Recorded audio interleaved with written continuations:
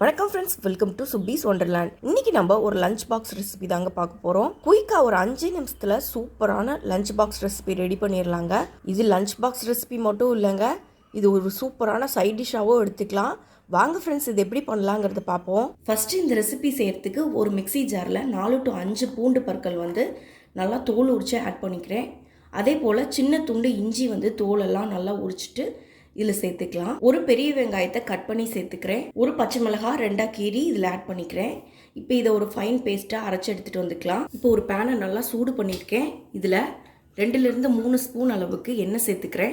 எண்ணெய் நல்லா சூடானதும் 1 ஸ்பூன் அளவுக்கு மிளகாய் தூள் சேர்த்துக்கிறேன். 1/4 ஸ்பூன் அளவுக்கு மஞ்சள் தூள் சேர்த்துக்கிறேன். 1/2 ஸ்பூன் அளவுக்கு கரம் மசாலா சேர்த்துக்கிறேன். 1/2 ஸ்பூன் அளவுக்கு மல்லித்தூள் சேர்த்துக்கிறேன். இதுலேயே தேவையான அளவு உப்பு சேர்த்துக்கிறேன். இப்போ நம்ம அரைச்சி வச்சிருந்த பேஸ்ட் இதில் சேர்த்துக்கலாம். இது போலயே ஒரு கொத்து கருவேப்பிலை சேர்த்துக்கிறேன்.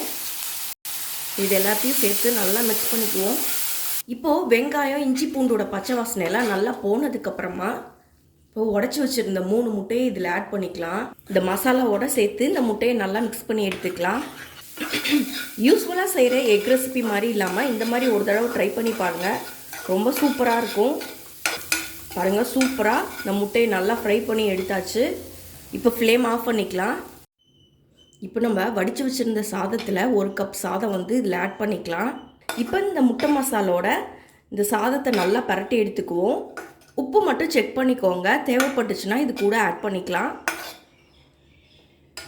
அவ்வளோதாங்க, நமக்கு சுவையான முட்டை மசால் ரைஸ் சூப்பராக ரெடி ஆயிடுச்சு. கண்டிப்பாக நீங்களும் இந்த ரெசிபியை ட்ரை பண்ணி பார்த்துட்டு உங்கள் கருத்துக்கெல்லாம் மறக்காமல் கமெண்ட் பாக்ஸில் தெரிவிங்க ஃப்ரெண்ட்ஸ். மீண்டும் இன்னொரு நல்ல ரெசிபியோடு உங்களை மீட் பண்ணுறேன். அதுவரை உங்களிடமிருந்து விடைபெறுவது சுப்பீஸ் ஒண்டர்லேண்ட். தேங்க்யூ.